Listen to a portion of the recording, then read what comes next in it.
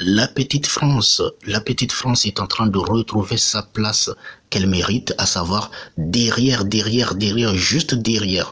Comment se fait-il que la France qui se dit grande, qui se dit puissante, qui se dit être une puissance mondiale, etc., avec tous les slogans, est en train de dégringoler juste après que les pays africains ont décidé une autre politique, que les pays africains ont décidé de ne plus se faire piller, ne plus se faire voler par la France. La France, bizarrement, l'économie française est en train de chuter. Voici aujourd'hui des informations qu'on peut trouver, par exemple, dans les médias français qui nous disent que, au fait, pour avoir accumulé et dilapidé 1 milliard d'euros de dette publique supplémentaire en 7 ans, la portant à 3 000 milliards de dollars, 3 000 milliards, les gars, 3 000 milliards, soit 113% du PIB. C'est-à-dire que la France est tellement endettée que, au fait, la dette de la France n'est pas, au fait, 2% de son PIB. Non, ce n'est pas à 20% de son PIB. Non, ce n'est pas à 40% de son PIB. Non, ce n'est pas à 50% de son PIB, soit la moitié de son PIB, ce qui est encore plus grave. Non, en fait, la France, c'est 100% de son PIB. Et encore plus, c'est-à-dire que 113%. C'est-à-dire que même si la France vendait tout, remettait tout son PIB pour payer la dette, elle ne pourrait pas. Elle va encore chercher 13% pour augmenter. La France est tellement endettée qu'on ne peut pas être plus endetté que ça.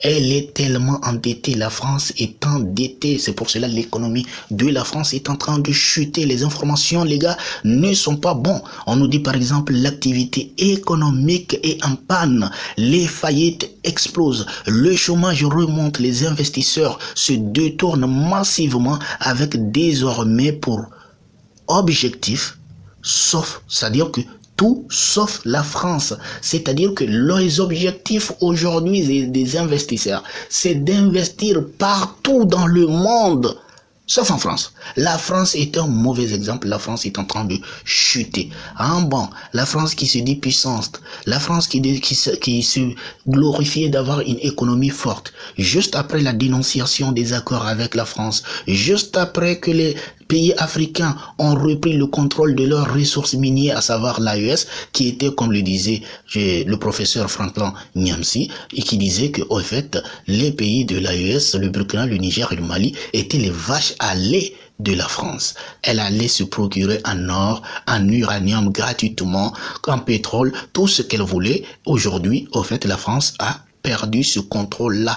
Et qu'est-ce qui se passe au fait? L'économie française qui était basée sur les ressources minières de l'AES, aujourd'hui, qu'elle ne contrôle plus, la France est en train de tout simplement chuter.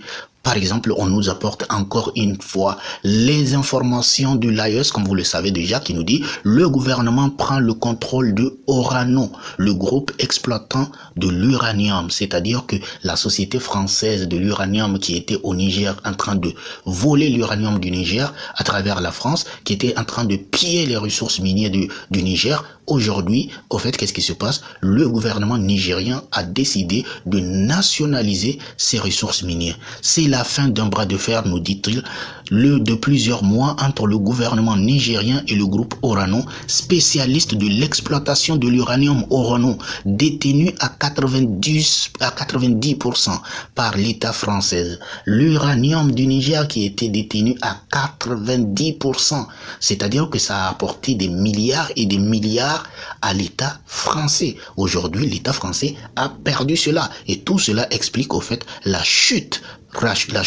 vertigineuse dans laquelle on est en train de voir l'économie de la France. Et d'ailleurs, le gouvernement de la France, le gouvernement de Macron ne tient qu'à un seul fil, c'est-à-dire la dictature.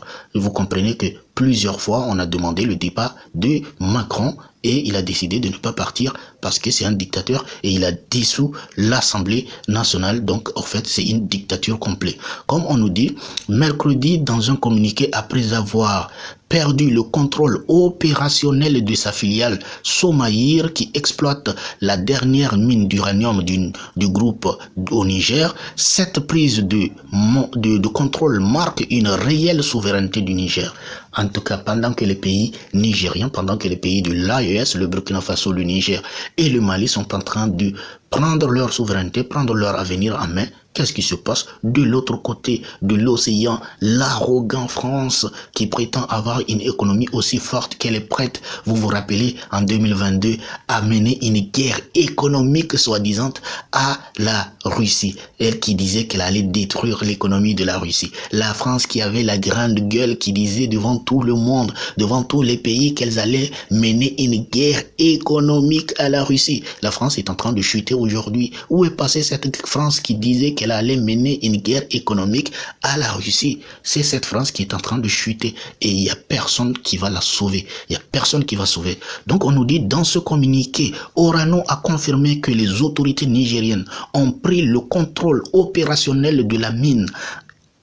Un fait qui, selon le groupe, dégrade de manière significative sa situation financière. Les dépenses de production qui continuent sur le site contribuent à aggraver chaque jour davantage la situation financière de la société, indique Orano, qui regrette vivement la décision des autorités nigériennes et annonce son intention de défendre ses droits auprès des instances compétentes. Eh bien, les instances compétentes, ce sont les autorités nigériennes qui ont décidé de prendre ce qui les appartient. Tout simplement, vous avez exploité le Niger depuis plusieurs années. C'est fini maintenant, vous dégagez. Et vous rappelez qu'avec la nationalisation des pays africains, on nous parle que l'uranium, Orano est en train de perdre des millions et des millions et des millions et des millions au Niger. En tout cas, nous disons merci beaucoup aux autorités nigériennes, merci beaucoup aux autorités de l'AES d'avoir chassé cette France. N'oubliez pas, pour ceux qui viendront dire quelque chose, n'oubliez pas que c'est cette même France qui vous crache dessus chaque jour, nuit et jour, dans leur télé de BFM TV, de LCI, de je ne sais pas quoi, chaque fois qu'ils font des invités d'Éric Zemmour ou de je ne sais pas quoi, pour venir cracher sur les Africains, pour venir mépriser les Africains, pour venir insulter les Africains. Bientôt, c'est nous qui allons nous moquer d'eux. Oui, eux, ils se sont moqués de nous, ils nous ont insultés, ils nous ont humiliés, mais bientôt, c'est notre tour, parce que c'est œil pour dent, comme je l'ai dit, œil pour œil, dent pour dent, œil pour œil, dent pour dent. Il y a quelqu'un qui disait, le rappeur Booba disait dans une de ses chansons que le temps du silence n'est pas un oubli. Parce que les Occidentaux, les Français pensaient qu'on a oublié. On ne va jamais oublier tout ce qu'ils ont fait. Et ils vont payer un par un. Chaque jour, ils vont payer ce qu'ils ont fait à l'Afrique. Et tout simplement, leur arrogance. Et pourquoi ils vont payer? D'ailleurs, les Africains n'ont pas oublié. Les Africains ne l'oublieront jamais. Dernièrement, même la dernière déclaration du président sénégalais qui disait, Bassirou Diomaye Faye, qui disait au fait aux Français que vous nous avez esclavagisés et qu'il leur a dit ça clairement. Donc, il parle de ça, il les rappelle cela pour les rappeler au fait que tout ce qui s'est passé depuis l'esclavage, ne pensez pas qu'on a oublié, ne pensez pas qu'on a oublié, on a tourné la page. Jamais on ne va tourner la page tant que justice ne sera faite. Donc, tant que justice ne sera faite, il n'y aura pas de tourner la page. Ne pensez pas qu'on est bête et qu'on va oublier tout ce qui s'est passé. On ne va jamais oublier et que tout est écrit et que vous devez payer pour tout. En tout cas, merci beaucoup et je veux dire que c'est très bien, c'est très essentiel ces informations-là de les remémorer parce que ça encourage de voir que cette France arrogante est en train de finir par partir et qu'elle part. Adieu, bye bye.